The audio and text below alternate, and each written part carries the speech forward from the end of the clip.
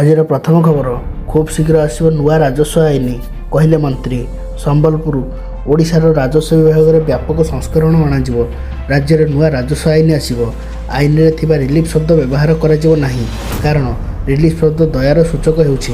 ତେଣୁ ତାହା ପରିବର୍ତ୍ତେ ବିପର୍ଯ୍ୟୟ ଅଧିକାର ଆଇନରେ ପରିବର୍ତ୍ତନ ହେବ ବୋଲି ଆଜି ସମ୍ବଲପୁରଠାରେ ରାଜସ୍ୱ ଏବଂ ବିପର୍ଯ୍ୟୟ ପରିଚାଳନା ମନ୍ତ୍ରୀ ସୁରେଶ ପୂଜାରୀ ଏନେଇ ସୂଚନା ଦେଇଛନ୍ତି। ଆଜିର ଦ୍ୱିତୀୟ ଖବର, ସମ୍ବଲପୁର ଗସ୍ତରେ ଥିଲେ ମୁଖ୍ୟମନ୍ତ୍ରୀ।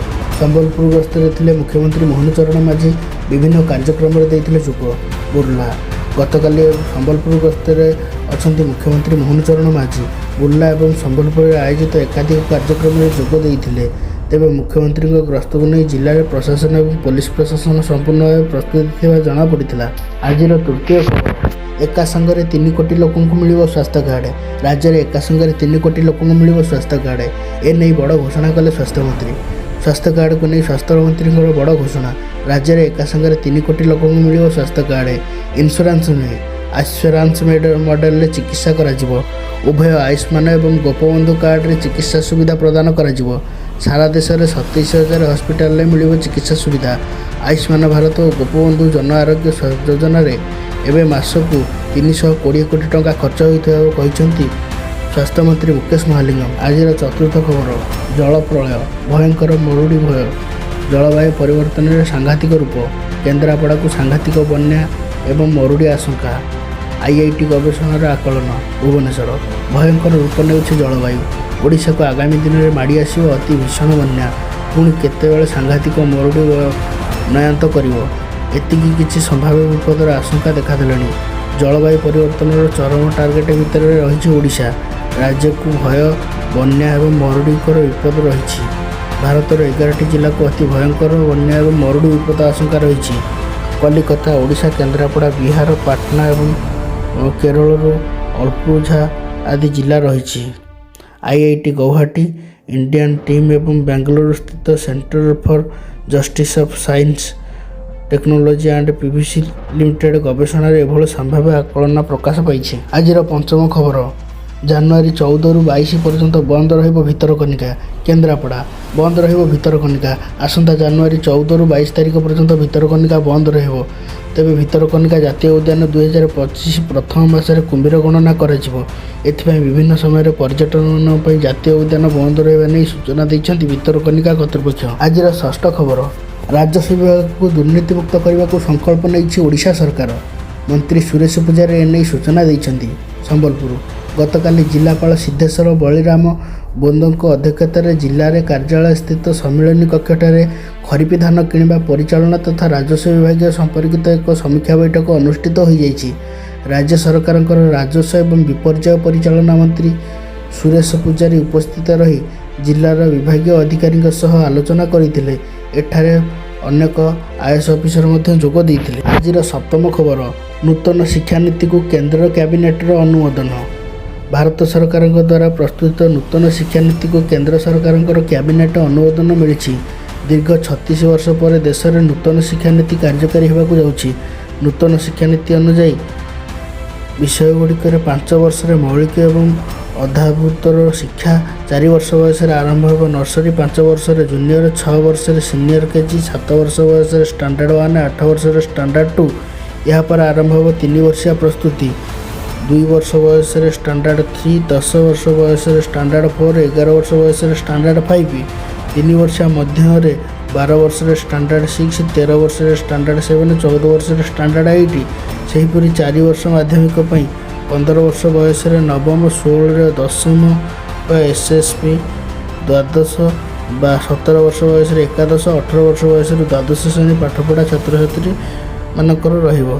ଦଶମରେ ଆଉ ବୋର୍ଡ଼ ପରୀକ୍ଷା ହେବ ନାହିଁ। ବୋର୍ଡ଼ କେବଳ ଦ୍ୱାଦଶ ଶ୍ରେଣୀରେ ଅନୁଷ୍ଠିତ ହେବ। ଆଜିର ଅଷ୍ଟମ ଖବର, ଶ୍ରୀମନ୍ଦିରରୁ ଧରା ପଡ଼ିଲେ ଲୁଟେରା ଗ୍ୟାଙ୍ଗ।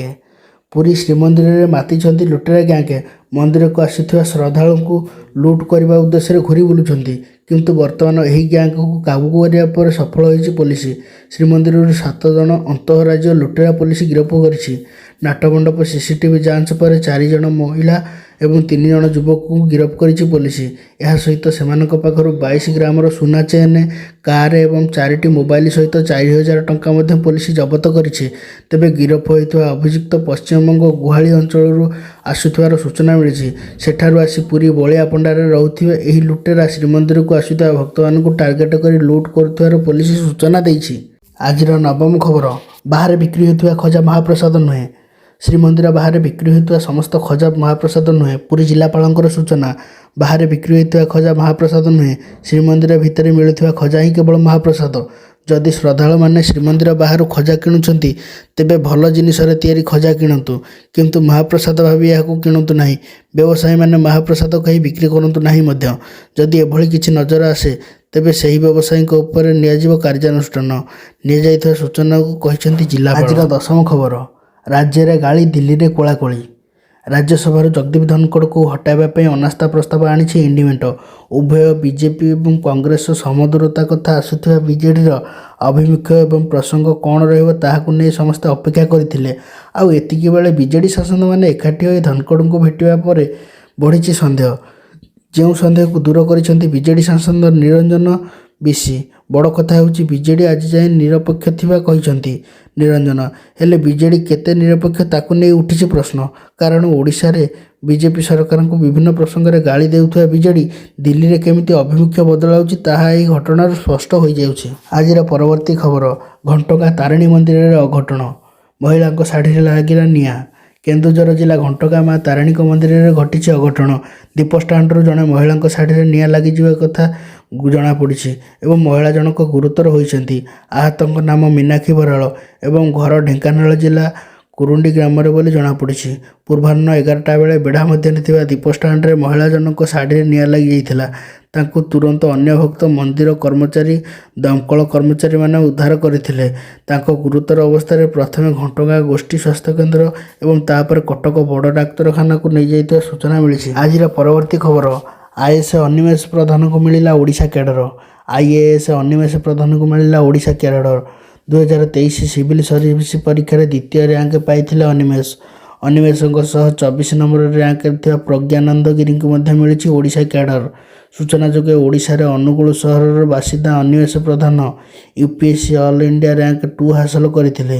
ଯେଉଁ ସିଭିଲ୍ ସର୍ଭିସ ପରୀକ୍ଷା ପ୍ରସ୍ତୁତି ପାଇଁ କରୁଥିବା ଛାତ୍ରଛାତ୍ରୀ ଘଣ୍ଟା ଘଣ୍ଟା ଧରି ପଢ଼ୁଛନ୍ତି, ଅନ୍ୟପକ୍ଷରେ ଚାକିରି ସହ ପାଠ ପଢ଼ି ଟପ୍ପର ହୋଇଛନ୍ତି ଅନିମେଷ। ଆହୁରି ମଧ୍ୟ ସେ ତାଙ୍କର ପ୍ରଥମ ପ୍ରୟାସରେ ହିଁ ଏହି ବଡ଼ ସଫଳତା ପାଇଛନ୍ତି। ଆଜିର ଅନ୍ତିମ ଏବଂ ପାଣିପାଗ ଖବର, ରାଜ୍ୟରେ ଥଣ୍ଡାର 3rd ଡିଗ୍ରୀ। ରାତିରେ 7 ଡିଗ୍ରୀ ତଳକୁ ଖସିଲା ପାରଦ। 15 ଡିଗ୍ରୀ ତଳେ 26 ସହର ଭୁବନେଶ୍ୱର। ରାଜ୍ୟରେ ଶୀତ ପ୍ରକୋପ ଜାରି ରହିଥିବା ବେଳେ ରାଉରକେଲାରେ ରାତି ତାପମାତ୍ରା 8.4 ଡିଗ୍ରୀ ସେଲସିୟସକୁ ଖସିଯାଇଛି। 26ଟି ସହର 15 ଡିଗ୍ରୀ ତଳେ ରହିଛି ପାରଦ। ଆଗକୁ ଶୀତ ଆହୁରି ବଢ଼ିବ। 16 ତାରିଖ ବେଳକୁ ରାଉରକେଲାର ତାପମାତ୍ରା 7 ଡିଗ୍ରୀ ତଳକୁ ଖସିବ ଏବଂ ଅନ୍ୟ ସ୍ଥାନରେ ପାରଦ ଗୁଡ଼ିକ 10 ଡିଗ୍ରୀ ତଳେ ଥିବ, ଏମିତି ପୂର୍ବାନୁମାନ କରିଛି ପାଣିପାଗ ବିଭାଗ।